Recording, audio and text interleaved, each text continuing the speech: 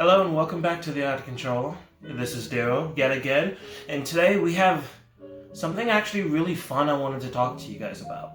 So as of yesterday, Sony just announced the Collector's Edition for The Last of Us 2, but they also revealed that they would be releasing the controller that looks stunning with the system, separately as an limited edition. So that got me thinking. How many people out there actually know the difference between the standard, variant, limited, and collector's edition controllers, and can you understand it when you see it? So, that's what we're going to be going over today. Small educational thing for you as a consumer, mostly moms out there that just think that a controller is a controller, and, you know, the hardcore of you guys that want to make sure that your purchase, like this one coming up next month, is going to be worth it for you. So strap in and let's get started. So first off, let's take a look at what should be considered a generic controller. This is your standard. It's typically your black or white, if you're playing on the Xbox One S, controller that matches your system. Think of anything out the box with the system when you pick it up day one. So I know this isn't really the best case, but seeing how this controller, the Pro controller for the Switch, does have other variants, this in this case will be considered standard. Very simple and easy, I know. But when we get to variants, that's when things start to kind of get a little bit more shaky. So the only variants I actually have is the neon purple or violet and the neon orange, which I absolutely like this color scheme, but the idea of a variant is that it is not what you get with the main system. So for the Switch again, you have the red and blue Joy-Cons, but I'm pretty sure some of you didn't know that if you try to pick up a second pair of red and blue, you actually get the opposite side. The left and right will be inverted. So, in taste and purposes, that would actually make the ones that come with the system a little bit more rare to find. So just keep that in mind if you actually see them at GameStop or Game Exchange or any place like that. But a variant is going to be the same as your traditional guy, but you can find it all year round in a different color. So for Sony, that's going to be the blue controller or the red controller. For Xbox, that's going to be your, I guess, blue controller and red controller. It's pretty simple.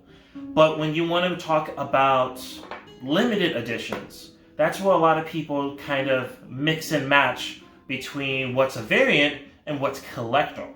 So a limited edition controller is something that shows up for a limited amount of time. Go figure, right? But the idea is that you cannot find it all the time. And for some instances, it lasts pretty long. For example, if you've ever used an Xbox One controller and you found those really nice rubberized grips on the back of those. Fun fact, Xbox only does that once a year. They make their special holiday controller, whether that be the, was it Ocean's Shadow?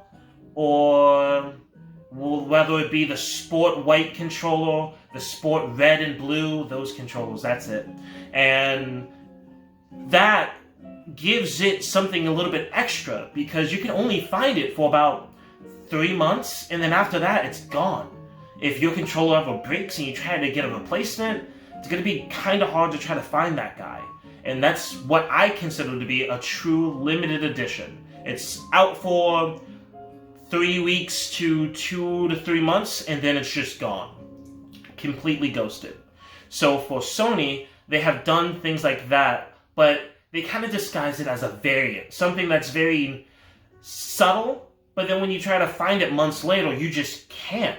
For example, the Berry controller. This was marketed with about 3 to 4 other controllers. The orange and blue Sunset controller, the Alpine Green controller, and things like that. Even if you try to find the Violet controller they just released, the red camo, and the titanium and those gold controllers, it's going to be hard to find those. But they didn't call it limited edition. They just said, hey, these are coming out. So I'm not saying to go out and buy every one, but if you like something that's kind of a slight difference, then yeah, pick it up. If green's your favorite color, get the Alpine. If you really wanted a pink DualShock, because they've been asking for that for years, pick it up while you can. But limited editions don't just stop there. I like to split limited edition into 2 to 3 categories. You have your generic limited edition, like I just showed you, but then you have a limited edition based off of a special event. So for that, I will bring you this limited edition from Sony as again. This is the 500 million controller. This special edition, or limited edition, was actually produced for them reaching a certain sales goal throughout their entire lifetime. Now, as you remember, a limited edition, well, this controller specifically came with a system. So I know what you're thinking, why would that be a limited edition instead of a collector's edition? Well, just like The Last of Us, just like Monster Hunter, which I'm really trying to find that controller, and just like Cyberpunk, if you can walk into a store and you find a box of just the controller, it's immediately just a limited edition. Now, there's nothing wrong with getting a limited edition controller that comes with the system. That way you get 2, so if you have a brother or a friend or another kid, they don't have to fight about who gets what controller. And, you know, it's just nice to have one to have in the box as a collecting item. But this act, while I do love it, does drastically change the feel of said controller.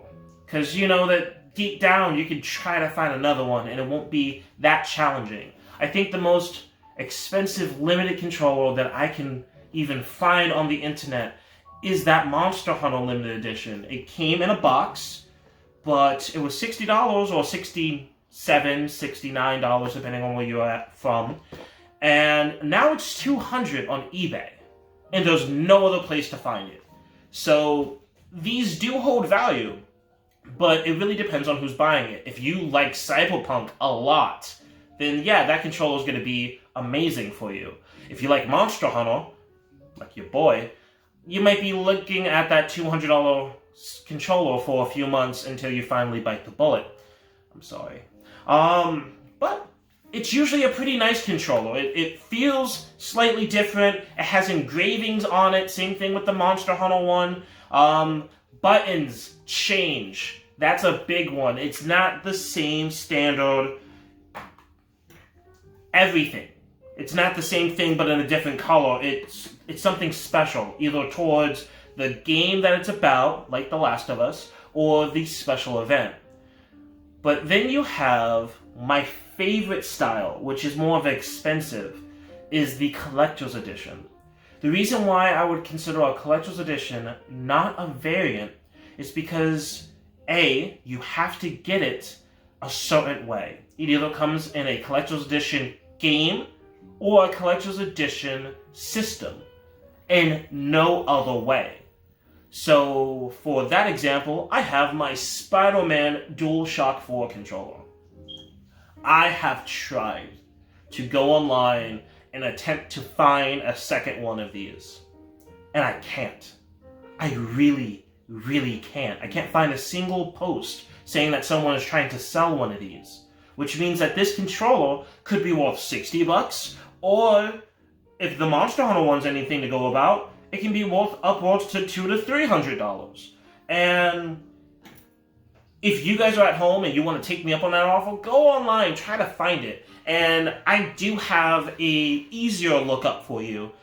Did you know that Nintendo, these boys, partnered up with Disney and made special Disney-themed Joy-Cons in the purple and pink variants, so left and right, but then it has Mickey Mouse's face going down the side, and the home button is shaped as Mickey. It's very Disney-esque.